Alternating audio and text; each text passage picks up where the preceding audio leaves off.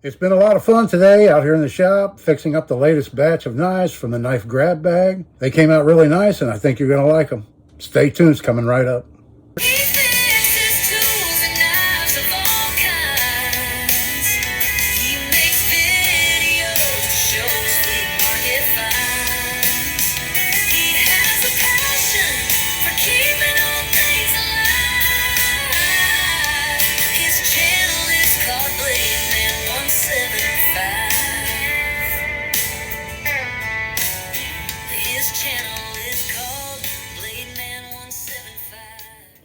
Hello everybody, and thanks for coming back for another video. This is Dave, and I'm glad you're with me. Joining me out here in the shop today while we do episode number 47 of the grab bag series. So if you're not familiar with that, that's where I randomly grab a handful of knives and I proceed to clean them up in a day. I ran out of knives for the knife grab bag series because I haven't been finding any good deals on eBay. So I put out a plea and you guys came through for me. I've received one package so far, and I think there's a couple more coming. And just any knives you have laying around that you want fixed up or you'd like to see me fix up, send me pictures of them and how much you want for them, and I'll surely take them off your hands. And with that, we can keep the knife grab bag series going. So we'll start off with this knife right here today. And this is that one of those inexpensive Pakistan knives. And this is how it turned out. So what I did, I rounded off the corners, gave it a little polish, put some jimping in it. So I've said this before about these knives. Don't overlook them if you can find them real cheap.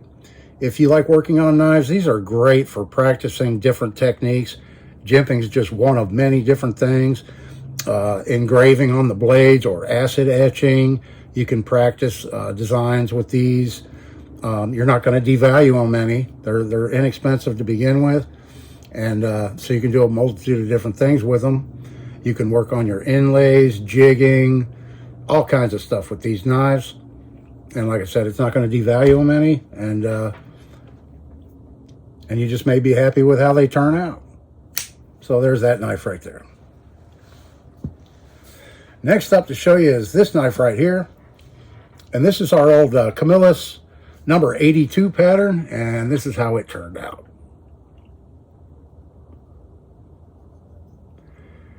Other than the main blade being broken off, I reprofiled it, but you can see quite a bit of it broke off on the end of it. So it's quite a bit shorter, but it's still a usable knife. It had a swedge in it, so I put a swedge back in it when I reprofiled it.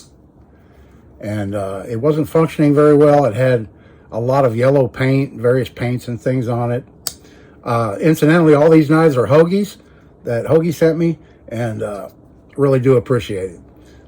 So that's how that one turned out. I think it looks a lot better. And then next up is this one here. This is our little made in the USA, and here's how it turned out. I love this color pattern in the handles. I don't have any like this. I have quite a few with the solid colors, but none with this like swirl pattern. So I really like that. The bolsters are in really good shape. They shined up really nice. The blades are nice and full on this, and they cleaned up really well. And so there's that little guy right there. The next knife I got done to show you is this one right here. And this is our little keychain knife. Little fob knife, you might want to call it. And here's how it turned out. It originally had those celluloid scales that were cracked, and the blade had jumped off the spring because the knife was coming apart. So I put ebony handle scales on it. And let me tell you, working on something this small, it's kind of tough. This knife is, this knife is 2 1/4 inches long. And pretty difficult working on small stuff like this and getting it right. The scales are a little bit thicker. I did that on purpose.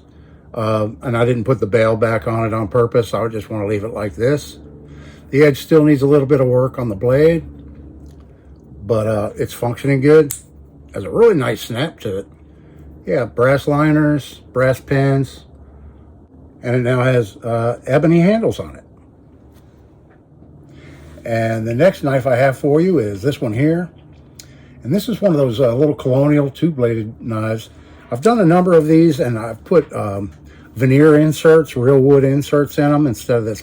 This is one of the plastic inserts that it had that's just glued in place. And I was going to go back with a veneer, but I'd already done that, so I wanted to try something a little bit different this time. And so here's how that one turned out. So all this is right here is epoxy with gold microflake. I kept the jar out to show you. This is an old jar of microflake from my painting days. And so I just pulled that out and mixed that with some epoxy, and I filled in both sides. Polished the knife up first before I did that. And the blades are in really nice shape. The knife has really good action. And so there's that one done.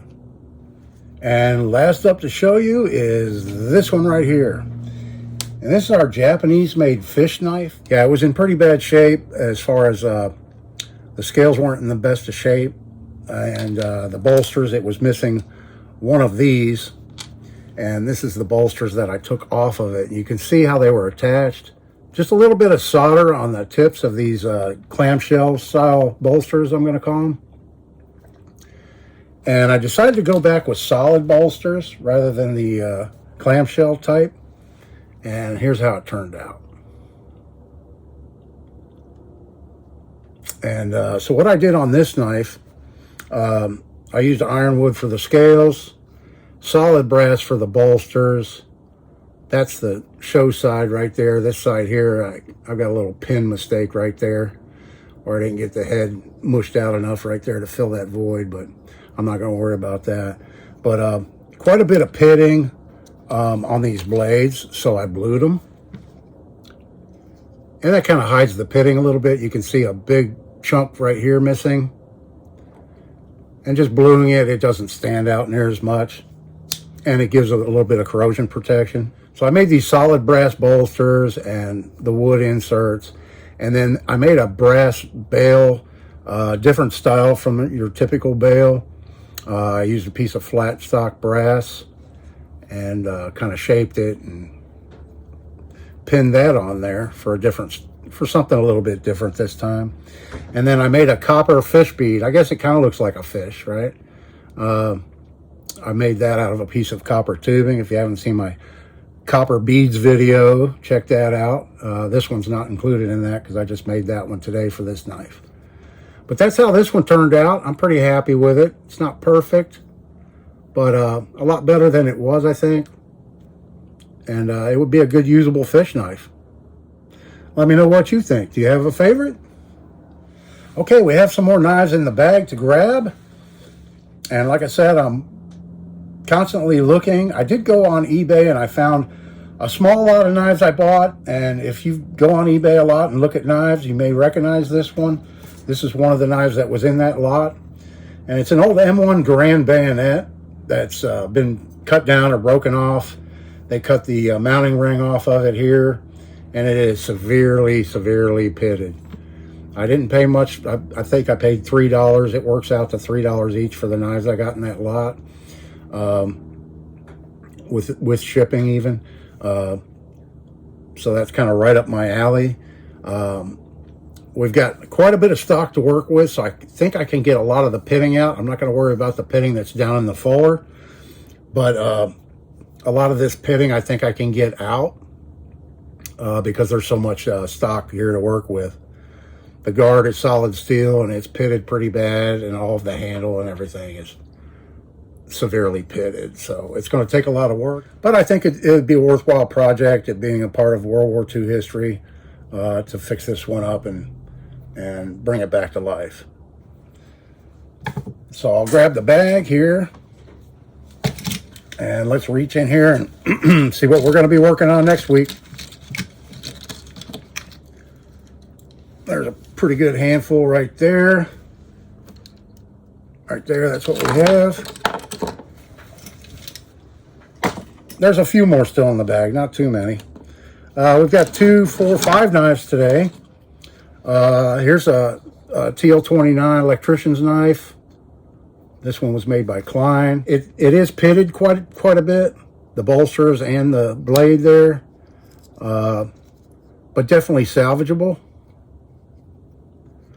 We've got a chip missing in the handle on this side here. The other side looks all right. So yeah, we'll see what we can do with this one. And then let's see, we've got one of these little guys here. I didn't even know that was in the bag. I threw that in the bag. I guess it has a little bit of rust on it. Yeah, a little bit of corrosion here and there. One of these little nail care knives that were real popular back in the 70s, I remember. And yeah, I used to carry one of these every day. And they don't really hold an edge for a long time or anything like that. It's not real good quality steel, I don't think, but they definitely are collectible. So we'll get this one cleaned up. That one won't need too much. Oh, I've got my work cut out for me. I can see it now. I've got this knife here. That came in that eBay lot with that bayonet. And you can see, I don't see any broken springs on it. I see a lot of pitting in there. You know, the handle scales are all deformed. I'm not even going to try to open the blades on it. They're seized in there, I'm sure, with all the rust. So we've got a lot of work to do on this one. But we'll see what we can't do with this one. Then we've got this one here. And it's also in really bad shape. Oh, and I see a broken spring right off the bat. That's on the main blade. Yep, the spring is broken right here.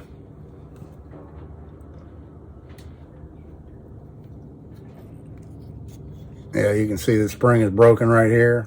Nickel silver bolsters. It had some kind of a composite plastic handle scales. That's gone. It's just marked made in the USA. So not sure. It has a punch blade that's not broken. And it looks like a spade blade. That's not in too bad a shape. So we'll see what we can do with this knife. And then last up, out of today's hand pick, we've got this one right here. This looks like a really old knife. It's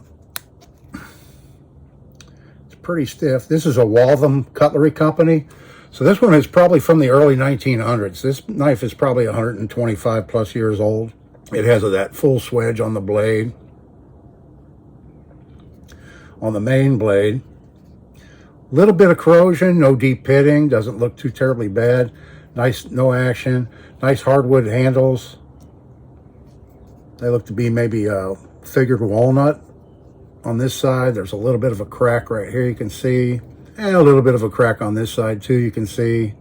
This side scale is more of a straight grain, and this is more of a figured type grain on it. The pen blade is also stamped Waltham Cutlery, and it's not in too bad a shape. Has a little bit of rust on it. So that'll be a good cleanup candidate right there. Yeah, it's really stiff right now. It definitely needs to be cleaned up and oiled and preserve this nice piece of history right here. So for a while now, I've been making a video every Monday and every Friday. And there for a while, it was doing really well. The Friday videos were getting quite a few views. But I've noticed we're back to the old pattern now, and it's not getting as many views. Don't know how to fix that. As far as the YouTube algorithm goes, it almost seems like it's bingo or the lottery when it comes to views on our videos on YouTube. But what I like to do is just ask you all, and I know not everybody's going to agree on this. Everybody has a different opinion as far as length of videos and how many videos and that kind of thing. But I could certainly cut down to one video a week, keep it on Mondays and just make it a little bit longer, or keep it at around 30 minutes or so. And if you've been watching me a while, you're probably pretty aware of my skill level, so you can advise me on maybe things that you'd like to see in videos in the future. Give me content ideas. I'd love that. And let me know what you think about the Friday videos. Are you watching them Monday and Friday, or is it just Fridays or just Mondays? I'm having a lot of fun making these videos, and I seem to be inspiring a few folks to get out in their shops and make some things and keep busy. As you get older, it's really important to keep your mind busy and active. Yeah, the main goal of my channel is really just to try and inspire people to try things they haven't done in the past, or give them ideas on things that they've been doing for a while, but maybe not exactly that way. I answer each and every comment, so be sure to give me a comment and let me know. Hit the like button. Really do appreciate all that. I hope everybody has a great week. This is Dave. See you in the next one.